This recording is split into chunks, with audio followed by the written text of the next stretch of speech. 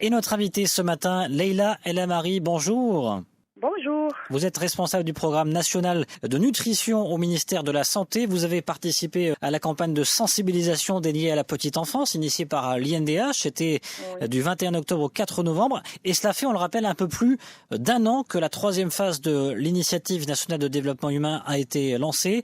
Une troisième phase où il est question du préscolaire, mais aussi, et on l'oublie souvent, de santé et nutrition de la mère et de l'enfant. Avant de parler des progrès qui ont été réalisés dans le passé, des objectifs à venir, quel est le rôle de votre ministère concrètement avec l'INDH sur cette thématique-là ? Moi, je voudrais juste rappeler une chose, c'est que la petite enfance, c'est une étape cruciale pour le développement futur de la personne. Et l'enfant, pour son développement, pas uniquement physique, mais mental et cognitif et essentiel, il a besoin de l'amour de la part de sa famille et de son entourage, de l'attention, de la stimulation cognitive et de la nutrition.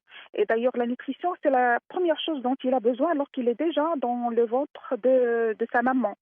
Pourquoi ? Parce que, premièrement, le cerveau commence à se développer depuis la troisième semaine de la grossesse et à l'âge de 3 ans, 80% du cerveau du bébé est déjà formé. Et chaque repas pris, que ce soit par la maman ou bien après la naissance par l'enfant, contribue au développement cérébral du bébé. Et aussi, les carences, les évidences scientifiques ont montré que les carences nutritionnelles qui surviennent pendant la petite enfance entraînent des retards de croissance. Et la sous-nutrition également peut conduire à des retards scolaires et de développement.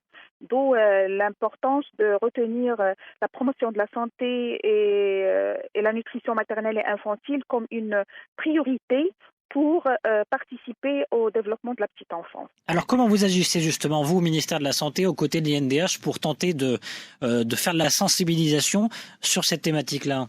Il faut dire que dans le cadre justement de la troisième phase de l'initiative nationale pour le développement humain, deux priorités ont été retenues. Contribuer à la réduction de la mortalité maternelle et infantile en adoptant une approche communautaire et intégrée visant l'amélioration de l'accès aux soins prénataux et à l'accouchement assisté par un personnel qualifié et également l'amélioration de l'accès aux services de santé au profit des enfants et des nouveau-nés. La deuxième priorité qui concerne la nutrition, c'est contribuer à l'amélioration de la nutrition des enfants et à la réduction du retard de croissance et des carences nutritionnelles à travers des actions de sensibilisation en utilisant les différentes plateformes de l'INDH, comme par exemple Dal Omoma, qui est une structure communautaire gérée par des associations en collaboration avec les collectivités locales et qui peuvent être considérées comme des leviers, un levier pour la promotion de la nutrition auprès des mamans et des parents en général. Il y a également, parmi les actions qui sont retenues, c'est l'élaboration et la planification et la mise en œuvre des interventions intégrée et multisectorielle, parce que la nutrition, c'est pas une affaire du ministère de la Santé seul. La nutrition et la santé également, c'est une affaire de toute la communauté. Donc, il y aura l'élaboration des plans d'action intégrés et qui font intervenir tous les acteurs, que ce soit les départements ministériels, les associations, le secteur privé et bien sûr même les médias, peuvent jouer un rôle très important pour justement sensibiliser, orienter les parents vers les bonnes pratiques de santé et nutritionnelles. Alors, où en est-on aujourd'hui ? Quels ont été les progrès qui ont été enregistrés ces dernières années sur cette thématique de la nutrition, de la santé de la mère et de l'enfant ? Il faut dire que au terme des objectifs du millénaire pour le développement, les OMD, qui ont enclenché une dynamique en faveur de la promotion de la santé. Le bilan dans le domaine de la santé maternelle, néonatale et infantile reflète des avancées majeures. Si on voit les données des différentes enquêtes menées par le ministère de la Santé, on a enregistré des progrès par rapport à la réduction de la mortalité maternelle, puisqu'elle est passée de 112 pour 100 000 naissances à 72,6 entre 2010 et 2016, mais on atteste de la persistance des écarts entre le milieu.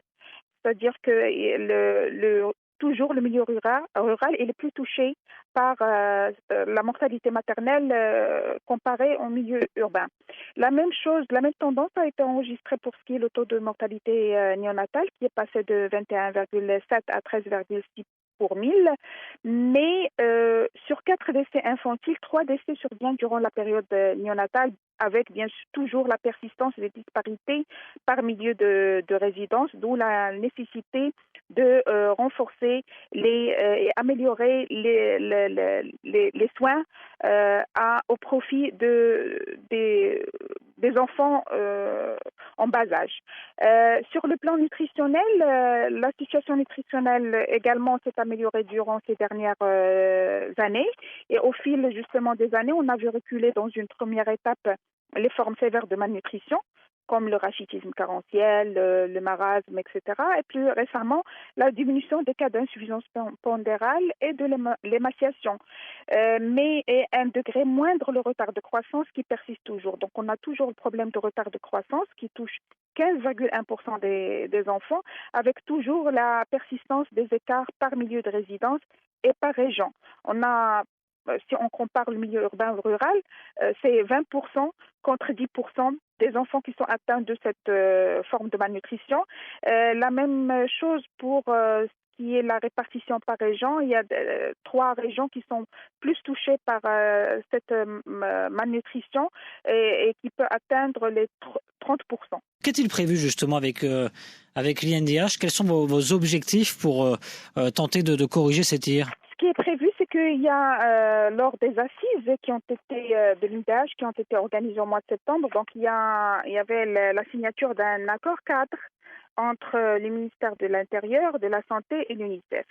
Et les objectifs assignés à cet accord sont premièrement améliorer la santé maternelle et infantile à travers le renforcement des systèmes de santé communautaire, pour justement mettre en place des interventions de proximité en termes de sensibilisation, d'éducation, etc.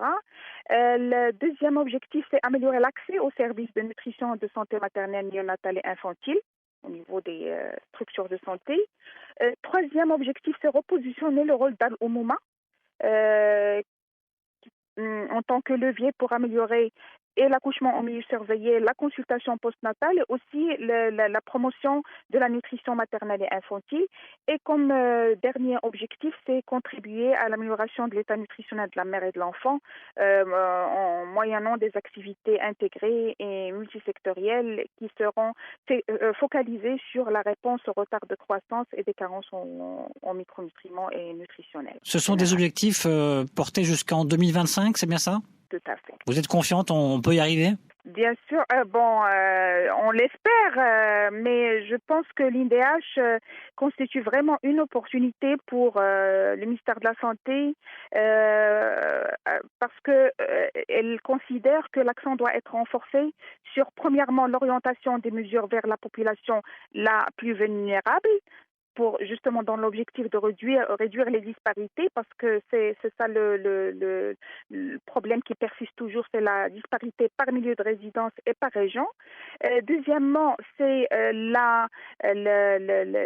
l'adoption d'une approche multisectorielle, parce que comme j'ai dit, la nutrition et la santé, c'est pas une affaire du ministère de la Santé seul, et l'INDH dispose des organes de coordination qui peuvent fédérer tous les acteurs autour de cette question de la santé et de la nutrition.